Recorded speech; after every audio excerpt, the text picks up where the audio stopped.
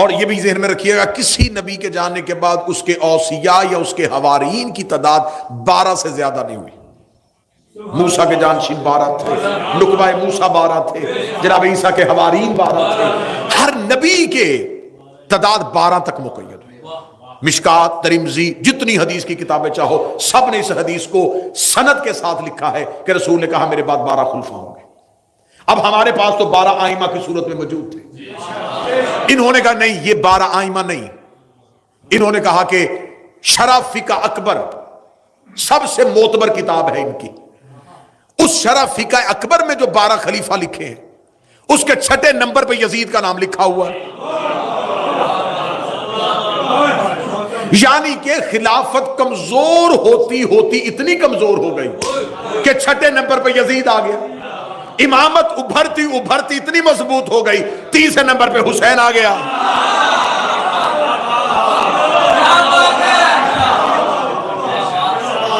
اب وہ جس نے مکہ کی پہاڑیوں پہ 2 بزرگ کھڑے تھے،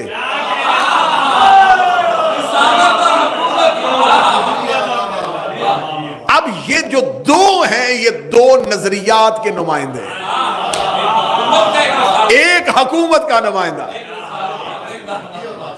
ایک رسالت کا نمائندہ۔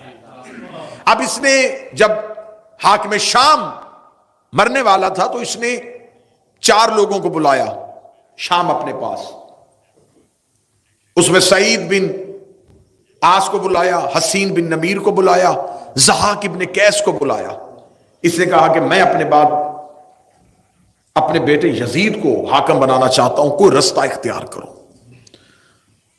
کیونکہ یہ انتہائی بد کردار تھا۔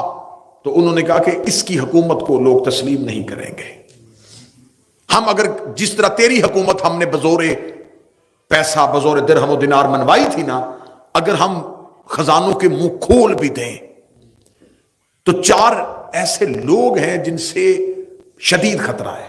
میں یہ تاریخ پڑھوں، اور میں نے پہلی مجلس میں کہا تھا کہ تاریخ کا مسلک نہیں ہوتا، تاریخ کسی فرقے سے نہیں ہوتی۔ انہوں نے کہا کون؟ انہوں نے کہا ایک حسین ابن علی، عبداللہ ابن عمر، عبد الرحمن بن ابی بکر اور عبداللہ ابن زبیر، کسی طریقے سے ان کو لالچ میں لو۔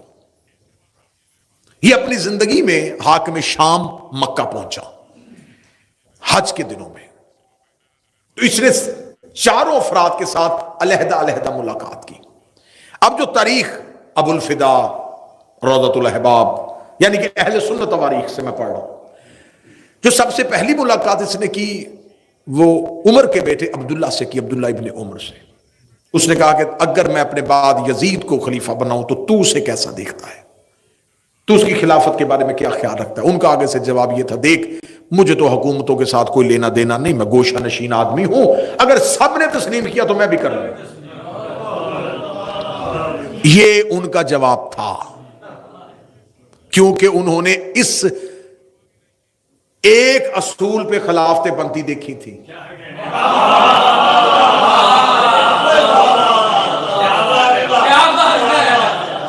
کہ اگر جمہور تسلیم کر لیا جائے تو تسلیم کر لیا جاتا ہے۔ جیسا کہ ایک خلیفہ نے اپنے باپ کو خط لکھا تھا، مبارک ہو میں مسلمانوں کا خلیفہ بن گیا ہوں،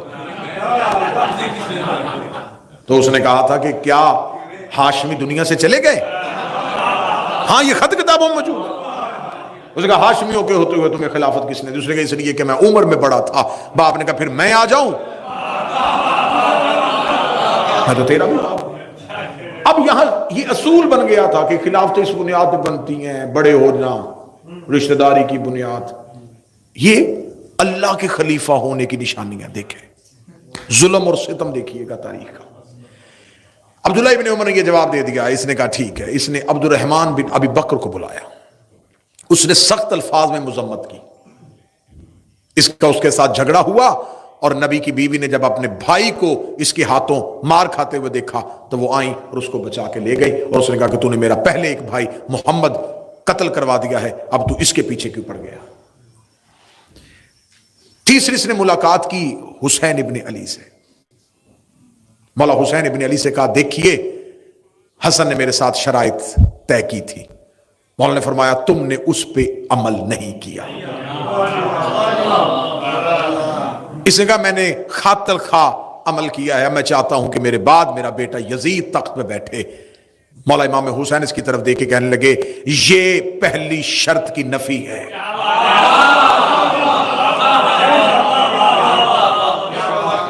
اللہ کی زمین پہ ہمارے ہوتے ہوئے کسی کو حاکم مسلط کرنا یہ کفر ہے۔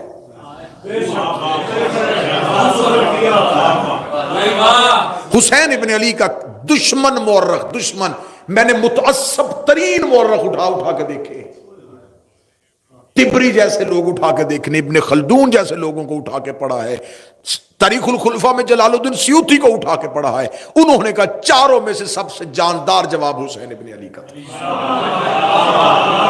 جس میں دم تھا نا وہ جواب حسین ابن علی۔ آخر میں اس نے عبداللہ ابن زبیر کو بلایا، اس نے کہا تو کیا چاہتا ہے؟ اس نے کہا دیکھ میں تجھے 3 رستے دیتا ہوں، تینوں میں سے جس مرضی رستے کو انتخاب کر۔ اس نے کہا کون سا؟ اس نے کہا پہلا رستہ، کسی کو بھی بنا کے نہ جا،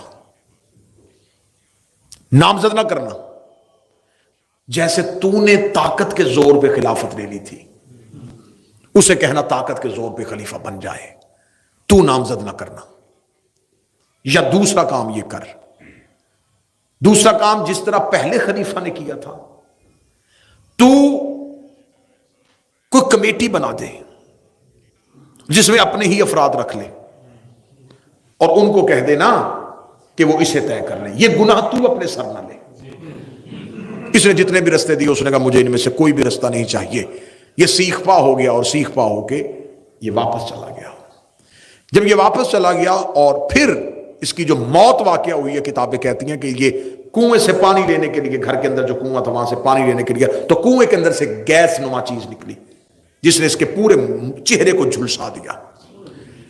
پھر اس کے بعد جتنی دیر زندہ رہا لوگوں کے سامنے نہیں آتا تھا، اور اہل سنت کتابیں کہتی ہیں کہ یہ اپنے کمرے میں کہتا تھا کاش میں نے حجر بن عدی کا قتل نہ کیا ہوتا،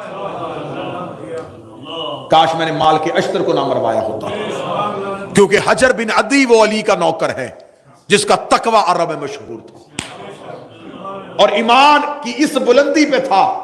جب اس نے اس کے بیٹوں سمیت اس کو گرفتار کروایا اور قتل کروانے کے لیے جلاد کو تلوار دی تو حجر بن عدی سے کہا کوئی وصیت؟ کہنے لگا میرے سامنے میرے بیٹوں کو قتل کر۔ اس نے کہا کیسا باپ ہے آنکھوں کے سامنے بیٹے مروا رہا ہے؟ اس نے کہا اس لیے قتل کروا رہا ہوں کہیں میرا قتل ہوتا دیکھ کے علی کو چھوڑ نہ دے، اگر انہوں نے میرے بعد علی کو چھوڑ دیا میں علی کو کیا منہ دکھاؤں، بہتر یہ ہے انہیں پہلے مار تاکہ میں نسل کی وجہ سے شرمندہ نہ ہو سکوں۔ ایک پوری مجلس چاہیے حجر بن عدی کے عنوان پہ، کیسے کیسے علی کے باوفا نوکر تھے۔ اور اس حجر بن عدی کے قتل کی وجہ سے کہ رسول کی بیوی بھی ملامت کرتی تھی اور بددعائیں دیتی تھی کہ تو نے حجر کو قتل نہ کیا ہوتا۔ اتنا پرہیزگار تھا کہ علی کا دشمن بھی اسے اچھا سمجھتا تھا۔ اس نے کہا میں حجر کا قتل نہ کیا ہوتا، کاش میں نے مال کے اشتر کو زہر نہ دلوایا ہوتا۔ جب مال کے اشتر مصر کے گورنر بننے کے لیے جا رہے تھے تو اس نے رستے میں اپنے ایک شخص کو خریدا تھا اور اسے مال کے اشتر کا میزبان بنا کے شہد میں زہر ملا کے مال کے اشتر کو دے دیا تھا۔ اب اس کی موت واقع ہو جاتی ہے، جب موت واقع ہو جاتی ہے تو باپ کے بنائے ہوئے منصوبے کے تحت، اور جب یہ مرتا ہے تو بیٹا اس وقت گھر میں نہیں ہوتا، یہ شکار پہ گیا ہوتا ہے۔ وہ جن لوگوں کو اس نے بلایا ہوا تھا نا، ضحاک بن قیس اور حسین بن نمیر اور سعید بن عاص، یہ جلدی جلدی لوگوں کو اعلان کر دیتے ہیں کہ حاکم شام مر گیا ہے اور وہ اپنی زندگی میں وصیت کر کے گیا تھا کہ میرے بعد میرے بیٹے یزید کی بیعت لے لینا، اور اس کے واپس آنے تک ہم اس کی بیعت لیتے ہیں۔ جب انہوں نے بیعت لینی شروع کر دی تو اب جہاں جہاں اس کے گورنر بیٹھے ہوئے تھے حاکم شام کے، ان کو ایک مراسلہ بھیج دیا گیا کہ جہاں جہاں بھی بیٹھے ہو یہیں پہ تعینات رہو اور لوگوں سے یزید کے ہاتھ پہ بیعت لو۔ جب انہوں نے یزید کی بیعت کروانی شروع کر دی تو اب ایک مراسلہ مدینے پہنچا ہے اور مدینے کے گورنر ولید بن عقبہ ملعون کو کہا گیا ہے کہ تم حسین ابن علی سے بیعت لو۔ اب یہاں سے میں تاریخ کا ایک اگلا رخ لوں گا جہاں سے کل کی میری گفتگو جناب مختار پہ آ کے رک جائے گی، اور بڑی مفصل انداز سے میں جناب مختار پڑھوں گا مورخ کا مختار پہ لگایا ہوا الزام، جس مورخ نے جیسے جیسے مختار پہ الزام لگائے وہ الزامات کی پڑتال کی جائے گی. جناب مختار کے بارے میں کس کس امام نے کیا کیا حدیث کہی تھی، جناب مختار نے کیسے انتقام لیا تھا، کس کی دعا سے مختار پیدا ہوا تھا، کس کی گود میں مختار جوان ہوا تھا، یہ سارے معاملات. لیکن آج کی مرحلے پہ اگر آپ سن رہے ہیں نا تو میری بڑی کوشش اور خواہش ہمیشہ یہ ہوتی ہے کہ جو موضوع میں پڑھوں اگر سامعین اس میں متوجہ ہوں تو کچھ موضوع سوال چھوڑ جاتے ہیں، لیکن آپ کا سوال نہ پوچھنا اس بات کی دلیل ہے کہ آپ صرف مجلس سمجھ کے سن رہے ہیں، کیونکہ 1 گھنٹے میں یا 45 منٹ کے تمام چیزوں کو کور کرنا مشکل ہو جاتا ہے، سوالات تو ادھورے رہ جاتے ہیں. اب جو کوفہ کی حالت تھی وہ میں نے آپ کے سامنے کل پوری مفصل انداز سے پڑھ دی کہ کوفہ 3 طبقوں میں تقسیم ہو چکا تھا. سارا کوفہ بے وفا نہیں تھا. کوفہ میں سلیمان بن سرد خزائی، ہانی بن عروہ، مختار سقفی، حبیب ابن مظاہر، مسلم ابن اوسجا، عابس شاکری، یہ کردار ابھی کوفہ میں موجود ہے. اب کوفے کا جو گورنر ہے وہ نعمان بن بشیر ہے اور انتہائی کمزور آدمی ہے، بس اپنی رٹ منوا نہیں سک رہا، لیکن ہے یہ معاویہ کا بھیجا ہوا، یہ اس کا والی ہے. اب کوفہ میں امام حسن کی شہادت کے بعد علی کے شیعوں نے سر اٹھانے شروع کر دیے. جب سر اٹھانے شروع کیے تو یہاں پر ایک کردار ہمیں تاریخ میں ملتا ہے، سلیمان بن سرد خزائی. یہ 90 سال کے بزرگ ہیں، یہ جمل میں اور صفین میں مولا علی کے ساتھ رہے، مولا علی کے لشکر میں بھی شامل تھے. یہ اپنے گھر میں ہیں اور جب انہیں پتا چلتا ہے کہ معاویہ مر گیا ہے اور اسے اپنے بیٹے یزید کو تخت پہ بٹھا دیا ہے تو کوفے کے لوگ سلیمان کے گھر اکٹھے ہو جاتے ہیں اور سلیمان کے گھر میں اکٹھے ہو کے کہتے ہیں کہ ہم کسی صورت میں یزید کی بیعت نہیں کریں گے. خوف اس کا تھا، وہ دنیا سے چلا گیا، اب یزید کو کم از کم تسلیم نہیں کیا جائے گا. سلیمان کہتا تم کیا چاہتے ہو؟ وہ کہتے ہیں کہ ہم چاہتے ہیں کہ حسین ابن علی کو بلایا جائے. آج کی مجلس میں ایک انتہائی ایک ایسا اہم نقطہ جس پہ مدت سے شیعت بھی پریشان طریقے سے کھڑی ہے کہ آخر کوفے کے بے وفاؤں نے حسین کو خط لکھے تھے. بے وفائی کسی اور نے کی تھی، خطوط کہیں اور سے گئے تھے. آج میں تاریخ کا ایک دھوکہ آپ کو سنانے لگا ہوں. سلیمان بن سرد انتہائی عارف علی کا صحابی تھا، 90 سال عمر ہو، زمانے کے اتار چڑھاؤ دیکھے ہوں، کوفہ بنتا دیکھا ہو، قبیلوں کی ساری. سلیمان نے کہا کہ مجھے تم پہ اعتبار نہیں ہے. جیسے تم لوگ علی آئے ہوئے تھے کوفہ، حسن موجود تھے مدائن میں، تو مجھے کیسے یقین ہو کہ تم لوگ باقاعدہ صف بندی کر کے حسین کا ساتھ دو گے. کوفے کے لوگوں نے قسمیں کھانی شروع کی، تلواریں اٹھا لی، انتہائی جذباتی تقریریں ہوئیں سلیمان کے گھر میں. سلیمان نے کہا دیکھو یہ جذبات وقتی ہیں اور انسانی فطرت ہے کہ انسان کوئی حادثہ سنتا ہے تو وقتی طور پہ بڑا جذباتی ہوتا ہے اور بعد میں جیسے جیسے نتیجہ قریب آتا ہے تو ویسے ویسے جذبات ٹھنڈے پڑ جاتے ہیں. سلیمان نے کہا یہ جذبات کا معاملہ نہیں، حجت کا ساتھ دینا ہے، امام کا ناصر بننا ہے. ناصر بننے کے لیے تمہیں کیا کرنا پڑے گا. کوفے والوں پہ سلیمان لوگوں کے ہجوم پہ یقین نہیں کر رہے تھے. یہ کونے سے حبیب ابن مظاہر اٹھے، انہوں نے کہا سلیمان کوئی اور قیام کرے نہ کرے، میں قسم دیتا ہوں علی کی عزت کی، جب تک میرے بوڑھے بدن میں جان ہے میں اپنے خون کی آخری قطرے کو حسین پہ قربان کروں گا. حبیب کا جذبہ ہی سلیمان کے لیے بڑا تھا. ابھی سلیمان روتی ہوئی آنکھوں سے حبیب کو دیکھ رہے تھے، یا دوسرے کونے سے مسلم اوسجا اٹھ کے کھڑا ہو گیا، ادھر سے عابس شاکری اٹھ کے کھڑا ہو گیا، ادھر سے ہانی بن عروہ اٹھ کے کھڑا ہو گیا. جب یہ مجاہدین اٹھ کے کھڑے ہوئے ہیں نا، اب سلیمان کو حوصلہ ہو گیا کہ یہ وہ لوگ ہیں جو ساتھ نہیں چھوڑیں گے. اس نے باقی افراد کو کہا تم جاؤ. ان لوگوں کو اکٹھا کیا. تاریخ کہتی وہ جو لوگ اکٹھے کیے وہ 150 تھے. بڑی توجہ سے گفتگو سنیے. 150 لوگوں سے سلیمان نے کہا ایک ایک بندہ اپنا خط لکھو. حسین ابن علی کے نام، اور علیحدہ علیحدہ خط لکھو۔ ایک تاریخ کہتی ہے کہ 150 نے علیحدہ علیحدہ خط لکھے، اور کچھ مورخین کہتے ہیں ایک ہی خط میں 150 نے 10 خط کیے۔ علیحدہ لکھے یا اکٹھے لکھے یہ طے ہے کہ 150 کی رضامندی شامل ہو گئی۔ ادھر سے امام حسین مدینہ چھوڑ چکے تھے۔ یہ ذہن میں رکھیے، جب حسین مدینہ چھوڑ کے آ رہے تھے اس وقت امام حسین نے ایک بھی اعلان نہیں کیا کہ میں کوفے جا رہا ہوں۔ امام حسین نے کہا تھا میں مکہ جا رہا ہوں، کیونکہ امام حسین کو ولید نے کہا تھا کہ میرے پاس 2 رستے یزید نے بھیجے ہیں، یا بیعت لے یا سر لے، اور میں آپ کے خون سے اپنے ہاتھوں کو رنگین نہیں کرنا چاہتا۔ امام حسین بیعت کرنا نہیں چاہتے تھے اور سر مدینے میں دینا نہیں چاہتے تھے، لہذا امام حسین نے ہجرت کر لی۔ ہجرت امام حسین نے جب کی تو امام حسین مکہ آ کے بیٹھ گئے۔ یہ مکہ میں امام حسین کا قیام جو ہے یہ 6 ماہ کا ہے، مسلسل امام حسین مکہ میں بیٹھے رہے، اور مکہ میں کسی اپنے دوست کسی نوکر کے گھر نہیں، جناب خدیجۃ الکبریٰ کے گھر میں رہے تھے، کیونکہ مکہ میں جناب خدیجہ کا محل تھا جس کی چابی حسین کے گھر میں پڑی ہوئی تھی۔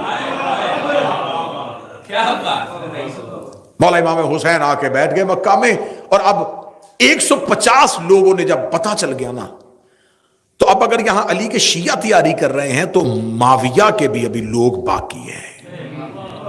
ان میں کردار ہمیں تاریخ نے بتایا ہے مسلم ابن عمر یا مسلم بن حالی، یہ نام بتایا ہے۔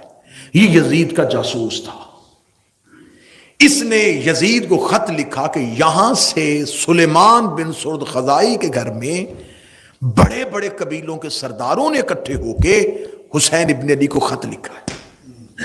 اس نے فوراً کہا کہ تم بھی ایسے کرو کہ اپنے لوگوں سے حسین کو خط لکھواؤ۔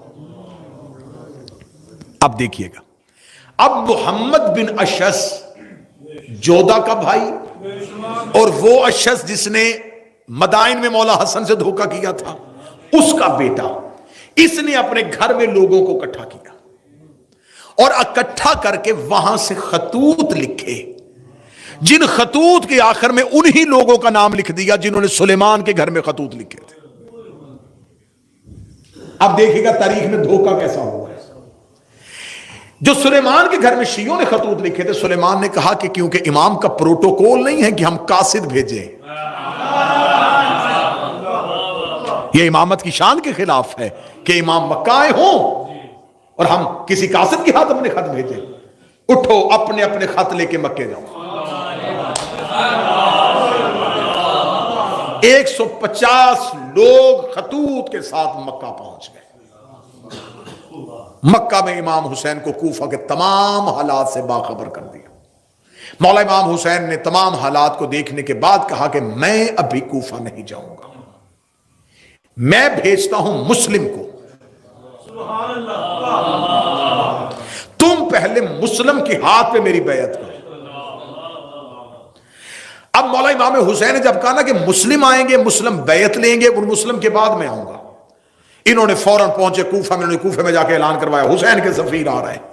اب علی کے نوکروں نے تیاری کرنی شروع کر دی ہے، ادھر علی کا لشکر تیار ہو رہا ہے، علی کے محب تیار ہو رہے ہیں، حسین کے ساتھی تیار ہو رہے ہیں۔ جب مولا مسلم کوفہ پہنچتے ہیں تو جناب مختار جو تھے یہ مدائن میں تھے، لیکن ان کا گھر کوفہ میں تھا۔ بور تو نہیں ہو رہے آپ؟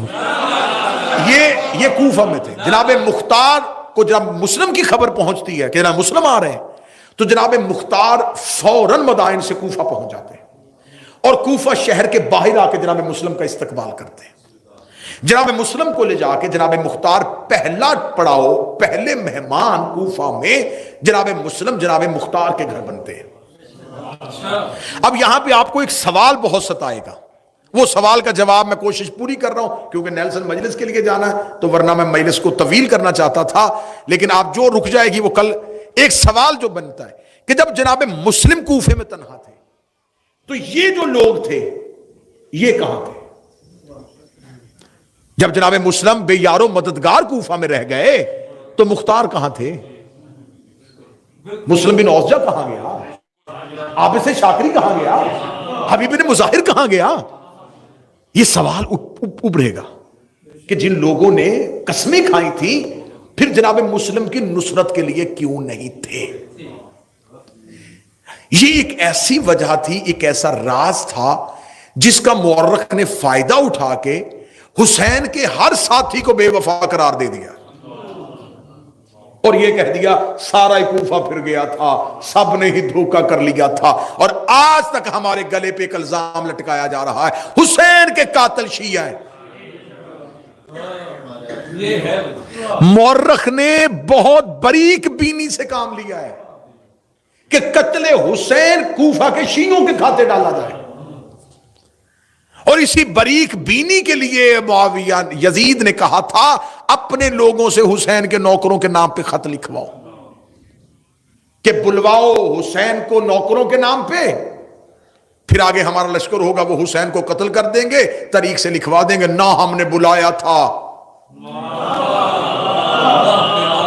نہ ہم جانتے تھے، وہ تو اپنے شیعوں کے کہنے پہ آئے تھے، جیسے شیعوں نے علی کے ساتھ علی کے لشکر میں بے وفائی کر دی تھی، حسن کے ساتھ کر دی تھی، انہی نے تو حسین مار دیا، لیکن وہ کیا جانتے تھے کہ آگے حسین جیسا امام ہے۔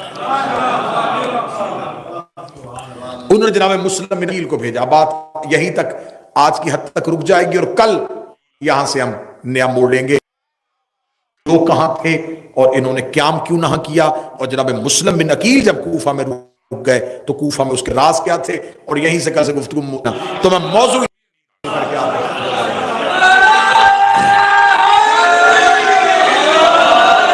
لیکن آپ نے یہ قتل ہمارے کھاتے میں ڈالا کہ امام حسین کو قتل شیعوں نے کیا تھا، لیکن تمہاری بدبختی نے تمہارا ساتھ پھر نہیں چھوڑا، تمہاری قسمت نے تمہارا ساتھ نہیں دیا، بدبختی نے ساتھ نہیں چھوڑا کہ تم نے لکھ دیا کہ حسین کے قاتل جو تھے وہ عمر ابن سعد تھا، وہ حسین بن نمیر تھا، وہ محمد بن اشعث تھا۔ جب تم نے نام لکھ دیے تو اب بتانا تو پڑے گا نا کہ عمر ابن سعد کس کا بیٹا تھا؟ یہ سعد بن ابی وقاص کا بیٹا تھا، وہ سعد بن ابی وقاص جسے آپ نے اشرا مبشرہ میں شامل کیا ہے۔ امام حسین کے قاتلوں میں محمد بن اشعث کھڑا ہے، آپ کو بتانا پڑے گا یہ پہلے خلیفہ کا بھانجا ہے۔ قاتلوں کے شجرے ہم تمہارے گھر سے نکالیں گے۔ جس نے حکم دیا وہ معاویہ کا بیٹا، جو لشکر لے کے گیا، اور جس نے سب سے زیادہ ملعونیت کی تھی ابن زیاد ملعون نے۔ میں بڑی ایک جلدی میں نے کہا کہ پہلی مجلس میں کہا تھا کہ ان کے کردار اتنے گندے ہوں گے کہ مجھے منبر کا ادب ملحوظ خاطر رہے گا کہ میں کیسے پڑھوں۔ جو زیاد جس کا یہ بیٹا ہے نا، عبید اللہ اس کا نام ہے، اس کو ابن زیاد کے نام سے مشہور جان بوجھ کے کیا گیا تھا۔ یہ جو زیاد ہے نا، زیاد باپ کے نام سے مشہور نہیں تھا، اس کو زیاد ابن سمیہ کہتے تھے ماں کے نام سے، کیونکہ باپ کے نام کا کسی کو نہیں پتا تھا۔ یہ تاریخی حقائق ہیں، باپ کے نام کا کسی کو نہیں پتا تھا، ماں کے نام سے عرب میں مشہور کر دیا گیا تھا، بڑا ملعون۔ اور یہ بات ذہن میں رکھیے گا، امام کا قاتل حرامی ضرور ہوتا ہے،